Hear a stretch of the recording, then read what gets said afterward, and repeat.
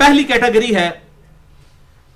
کہ اگر کسی شخص نے 3 وطر پڑھنے ہو یا 5 پڑھنے ہو یا 7 پڑھنے ہو یا 9 پڑھنے ہو یا 11 پڑھنے ہو یا 13 پڑھنے ہو، یعنی وطر یہی ہو سکتے ہیں، 13 زیادہ سے زیادہ، کم سے کم 1، تو یہ تمام کے اعتبار سے کامن طریقہ ہے جو یہ پہلی کیٹیگری ہے۔ اس میں آپ 1 کو چھوڑ دیں، 3 سے سٹارٹ لیں، 3، 5، 7، 9، 11 اور 13، اور یہ ہے افضل ترین طریقہ، وہ ہے 2 سلاموں کے ساتھ نماز وطر ادا کرنا، یعنی 3 وطر ہیں تو 2 سلاموں کے ساتھ، 2 رکعتیں الگ کر کے اور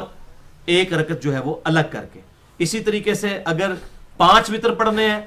تو 2 رکعتیں الگ، پھر 2 رکعتیں الگ اور پھر 1 رکعت الگ، اس میں آپ 3 سلام آگے، اس طرح یہ سلام بڑھتے جائیں گے، یعنی 2 کی جو آپ نوافل یا 2 کی رکعتیں پڑھتے جائیں گے اور اینڈ پہ 1 رکعت ملا کے اس کو 4 کو 5 کر کے وطر کریں گے، 6 کو ایک ساتھ ملائیں گے 7 کر کے، اس طریقے سے 8 کو ایک ساتھ ملا کے 9 کر کے، اور اسی طریقے سے 10 کو ایک ملا کے 11 اور 12 کے ساتھ ایک ملا کے 13۔ یہ ہے پہلی کیٹیگری، اور امام بخاری رحمہ اللہ نے نماز وطر والے چیپٹر میں پہلی حدیث ہی یہ لی ہے،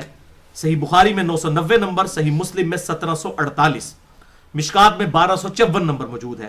کہ ابن عمر رضی اللہ تعالیٰ عنہ کہتے ہیں کہ آپ صلی اللہ علیہ وسلم نے ارشاد فرمایا کہ رات کی نفلی نماز 2 رکعت ہے، جب تمہیں صبح کا اندیشہ ہو جائے تو 1 رکعت ساتھ ملا لینا، تو یہ پوری نماز کو وطر کر دے گی۔ تو 2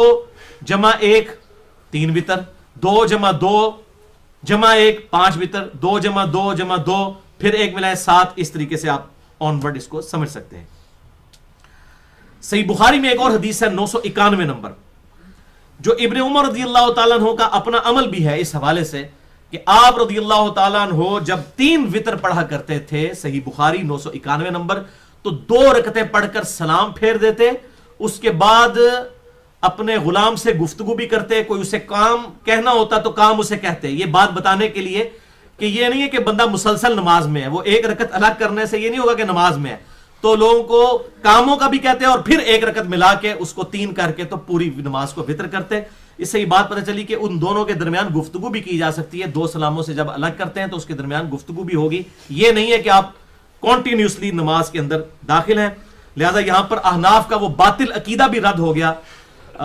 جو یہ اکثر کہتے ہیں جی 1 رکعت تو ہوتی ہی نہیں ہے، 2 کم از کم رکھتے ہیں۔ بھائی جو 2 کم از کم رکھتے ہیں وہ نوافل اور فرائض کے لیے ہیں، وطر جو ہے وہ کم از کم 1 ہوتا ہے۔ یہاں پر اب آپ دیکھ لیجئے کہ 2 رکعتوں کے ساتھ 1 ملا کر اس کو 3 کیا، اور اس کے دوران ابن عمر رضی اللہ تعالیٰ عنہ گفتگو بھی فرمایا کرتے تھے۔ تو ابن عمر رضی اللہ تعالیٰ عنہ سے بڑھ کر فقیہ صحابی کون ہے جن کے بارے میں بخاری اور مسلم کی متفق علیہ حدیث ہے؟ عبداللہ بن عمر رجل صالح، عبداللہ ابن عمر صالح مرد ہے، اور یہ ان کا ذاتی اجتہاد نہیں تھا، یہ بھی یاد رکھیے۔ صحیح ابن حبان میں موجود ہے کہ آپ صلی اللہ علیہ وسلم بھی جب 3 رکعت وطر ادا فرمایا کرتے تھے تو 2 رکعت کو الگ کرتے تھے، پھر سلام پھیرتے تھے، پھر 1 وطر کو الگ پڑھ کے اس کو 3 بنا لیا کرتے تھے۔ تو ابن عمر کا یہ عمل مرفوع حدیث سے بھی الحمدللہ سپورٹیو ہے۔